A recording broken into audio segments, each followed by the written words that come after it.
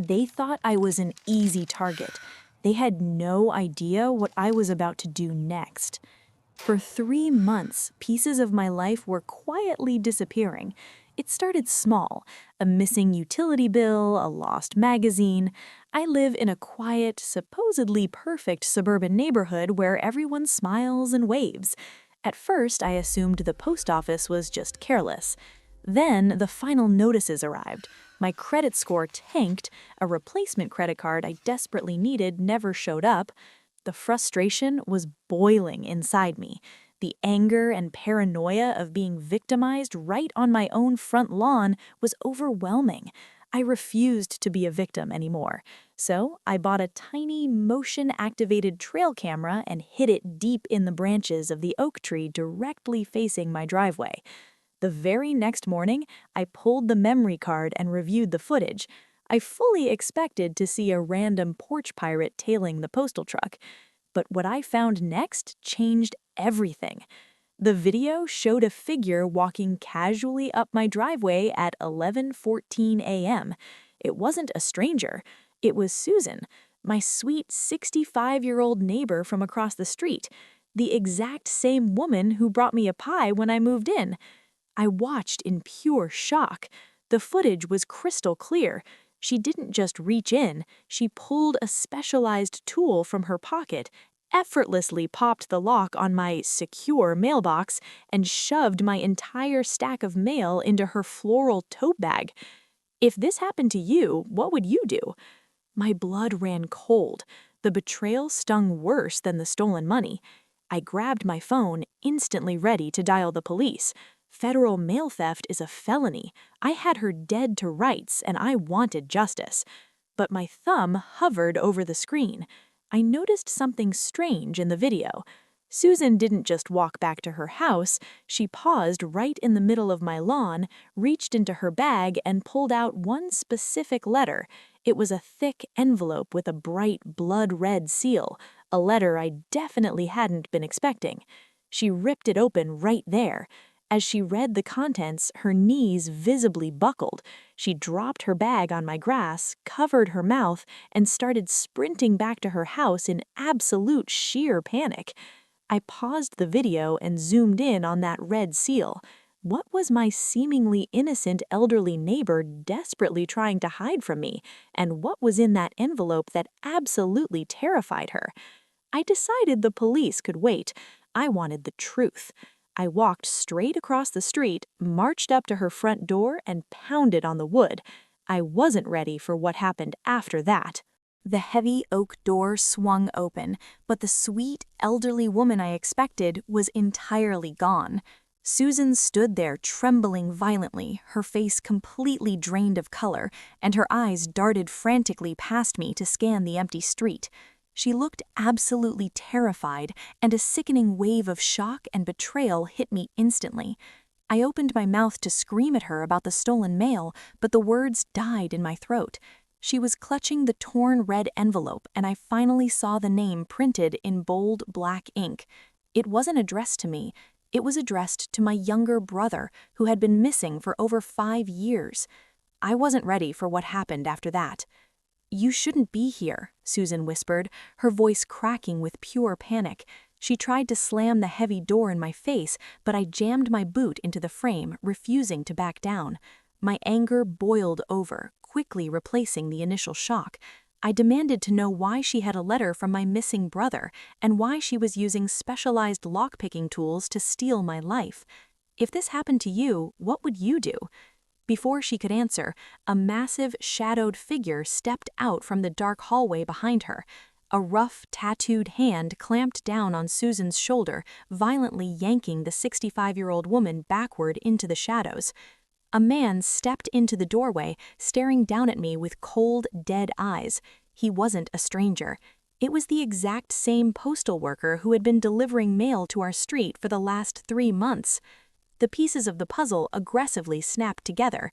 The lost utility bills, the missing credit cards, the sudden drop in my credit score. Susan wasn't the mastermind. She was merely a pawn. The postal worker had been forcing her to intercept specific letters before he officially logged them into the federal system. But what I found next changed everything. He didn't look scared that I had finally caught him. Instead, he smiled a twisted, sinister grin and slowly pulled something out of his uniform pocket. It was my missing replacement credit card, bent entirely in half. "You're asking way too many questions," he sneered, stepping onto the porch and forcing me to back up toward my driveway. My heart hammered against my ribs as raw fear and absolute fury collided. This wasn't just a simple case of a neighbor stealing mail anymore. This was a highly coordinated federal crime ring operating right on my front lawn, and they had a direct, undeniable connection to my brother's disappearance. I turned to sprint back to my house to call the police, but as my feet hit the asphalt, I noticed a black, unmarked van idling quietly at the end of the cul-de-sac. The side doors were already sliding open. I realized with terrifying clarity that I wasn't just investigating a crime, I was their next target. Comment justice if you think they deserved this. I slammed my front door shut, deadbolted the lock, and grabbed my phone, but the screen was completely black. The Wi-Fi router was dead, the cell service was completely jammed.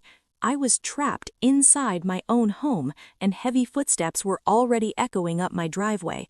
I had exactly 1 minute to figure out how to survive, execute my revenge, and take back control. The heavy boots slammed against my front porch, violently rattling the deadbolt. My house was a dead zone, my phone completely useless, but this was my territory. They thought they had trapped me, but they had no idea what I was about to do next. I was absolutely done running, and my shock instantly shifted into pure, blinding anger. Instead of hiding like a victim, I sprinted to my garage and grabbed 2 things: a heavy-duty pneumatic nail gun and a massive canister of bear mace. If this happened to you, what would you do? The front door splintered inward with a deafening crash, showering my entryway in broken wood and glass. The postal worker stepped into the hallway, pulling a cold, suppressed pistol from his uniform jacket. He thought he had the upper hand, but he forgot one crucial detail. I wasn't in the hallway. I was waiting on the second-floor landing, completely hidden in the shadows, tracking his every move. As he crept forward, intensely scanning the empty living room, I dropped a heavy glass vase directly onto the hardwood floor behind him. He violently spun around, distracted for exactly 1 second. That was all I needed. I vaulted down the stairs and unleashed the bear mace, blasting him straight in the face with a thick, blinding orange cloud. He screamed in pure agony, instantly dropping his weapon as he blindly clawed at his burning eyes. Comment justice if you think they deserved this.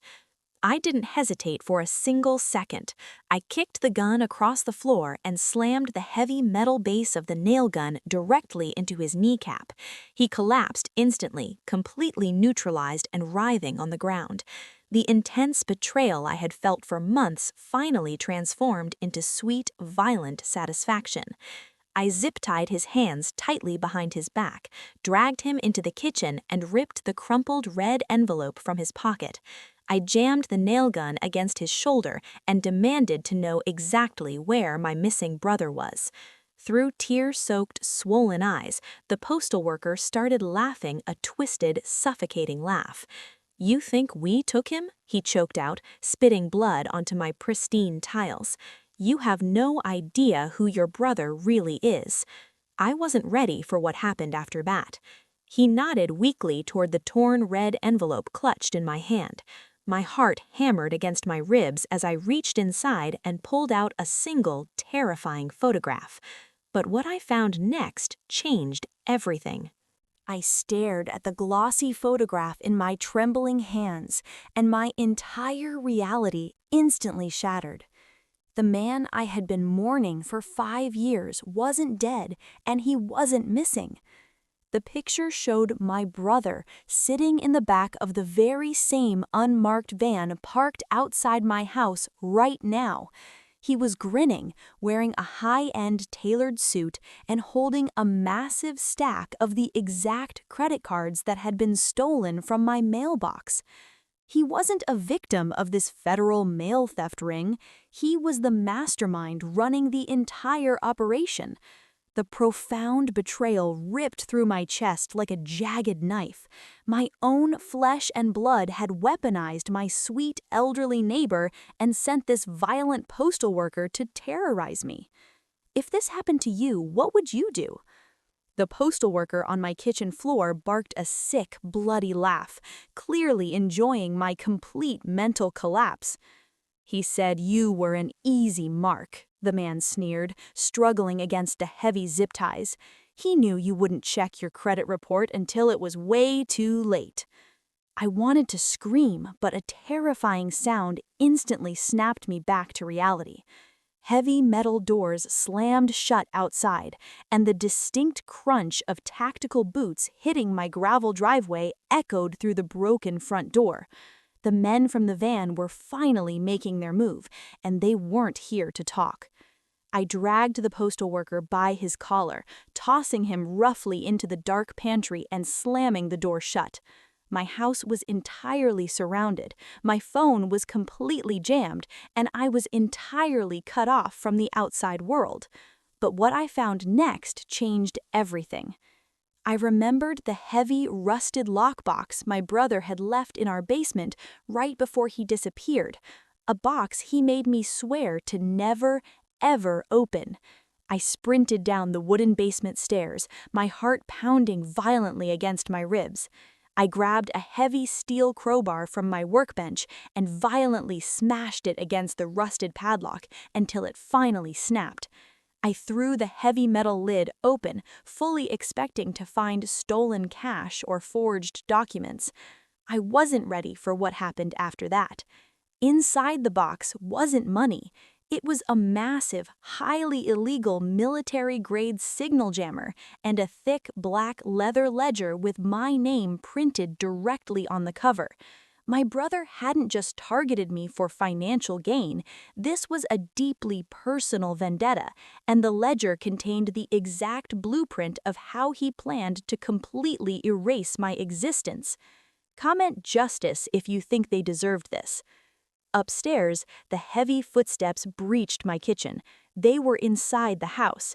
I flipped the switch on the military signal jammer, instantly cutting off their tactical radios, and gripped the steel crowbar tightly in my hands. I was absolutely done playing the victim. It was time to hunt.